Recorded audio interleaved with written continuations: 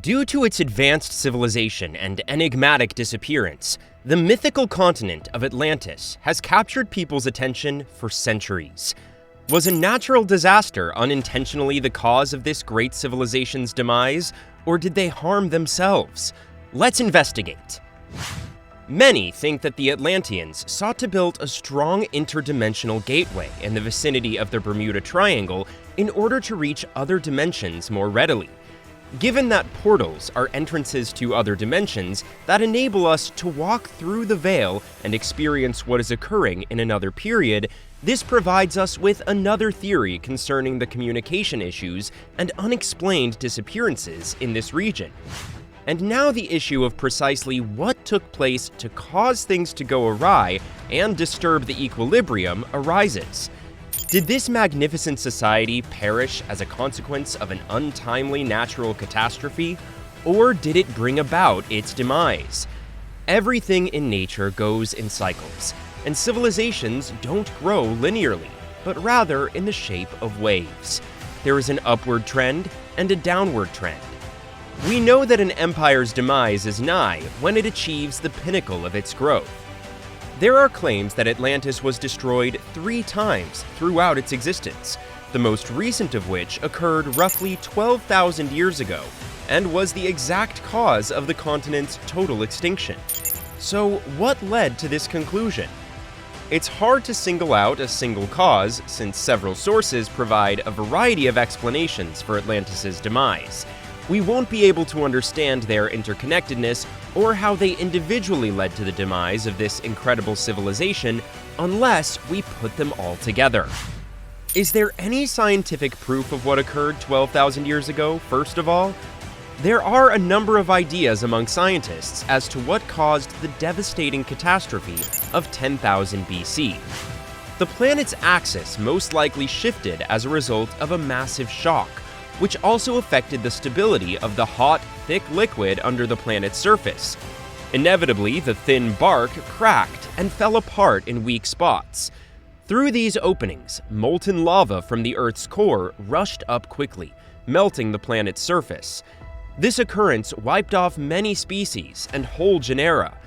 Earthquakes, volcanic eruptions, and floods that occurred about 10,000 BC provided external physical justifications for Atlantis' demise. However, the ideas and propensities of humanity are another factor contributing to the catastrophic destruction. Could their lack of a connection to our lovely environment, their egotistical ambitions, and their immoral behavior have a role in this tragedy? A multi-dimensional alien creature named Bashar speaks about the destruction of Atlantis. In one of the channelings, Bashar mentions that a comet that invaded the solar system was what ultimately destroyed everything. For almost 20 years, it passed around the Earth's orbit twice a year. Parts of it plummeted to the surface throughout its orbit of the planet and wreaked havoc, especially in the North American and Atlantic areas. However, at some time, a bigger fragment entered the atmosphere and collided with Earth, sending huge tsunami waves our way that wiped out both Atlantis and the coastal civilizations. Bashar, though, asserts that this comet was not an accident. The deterioration of conscience, corruption, and division were factors that people themselves cast. The notion of the illusion of authority had been corrupted, which had an impact on those who started to incite terror. The psychic Edgar Cayce called them the children of light and the children of darkness.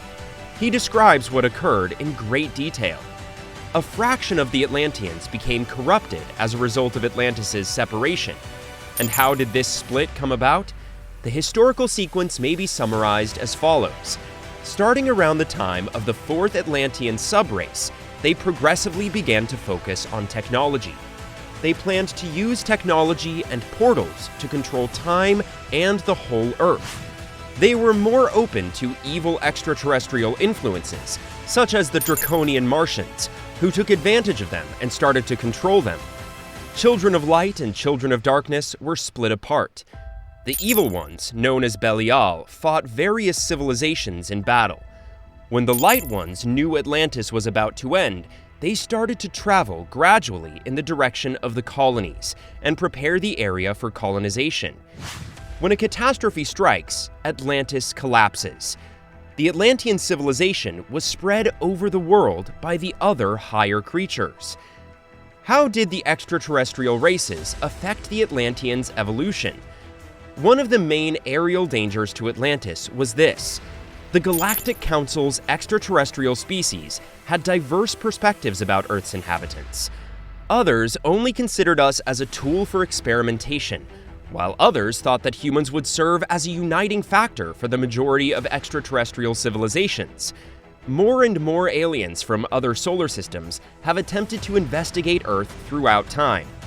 One of the organizations sought to seize control of the portal-controlling technology. In the end, the scales were tipped in favor of scientific advancement, interest, and technical growth. It gradually replaced the caring relationships, resource sharing, and harmony with nature that had been a hallmark of existence for tens of thousands of years in both Lemuria and Atlantis. A class system slowly started to emerge, one in which knowledge was very powerful, though not necessarily for the good of humanity. Case's view states that the Atlanteans followed the rule of oneness throughout most of their lengthy existence. They treated people with kindness and compassion, and they took loving care of the Earth with reverence and attention. They began to lose respect for nature and attempt to dominate it as their reliance on technology and scientific advancements increased. Natural resources evolved into a resource that could be utilized for personal gain.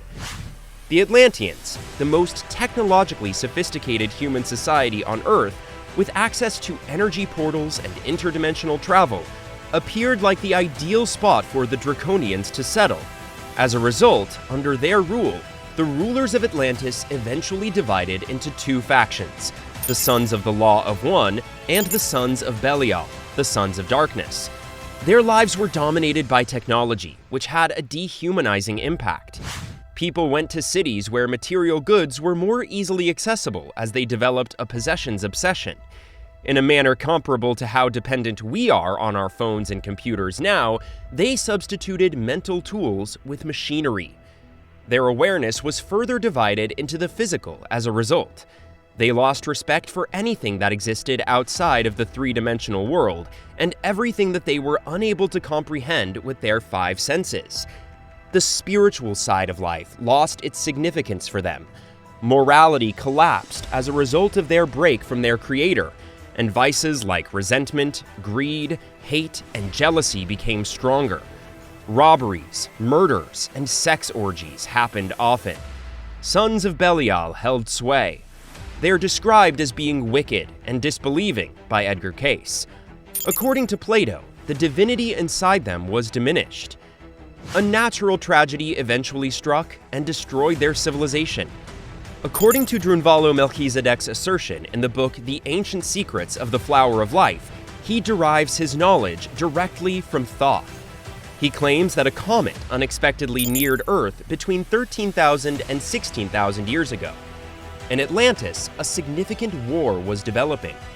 Even though they were in the minority, the Sons of Belial planned to use their advanced laser technology to launch the comet into the atmosphere.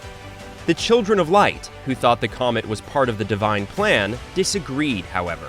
They had already started preparing the locations where the knowledge would be transferred after Atlantis was destroyed, since they were aware that their civilization was about to come to an end. Was Atlantis' destruction caused by the comet, unsuccessful efforts to control the energy gates and the Merkaba, or both? According to one idea, the planet's magnetic pulse changed 12,000 years ago, perhaps as a consequence of the comet's impact. Could this be what caused the world to end, the sea to rise, and this civilization to vanish? Some of the most advanced spiritual entities escaped Atlantis' collapse. They are referred to as the Osirian group in certain publications. The Resistance, the White Brotherhood's sisterhood, made up of good spirits who fought Marduk's scheme, was the organization that preceded this one. They succeeded in preventing Atlantis' apocalypse by maintaining the 12 strands of DNA in their bodies in full working order. They were headed by Osiris, who some claim subsequently came to be known as the Egyptian deity. Thoth was the other.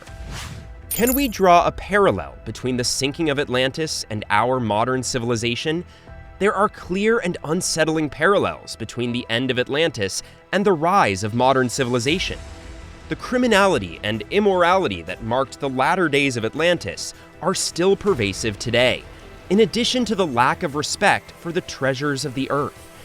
Most individuals who live in technologically sophisticated countries place a high value on achieving personal riches and power. A new wave of scientific materialism has taken hold, leading many individuals to believe they no longer need a connection to their creator or a rigorous moral code. That is all for this video. We'll be back soon with another informative video. Don't forget to like and share this video. To keep exploring ancient history together, make sure to hit that subscribe button. Until next time,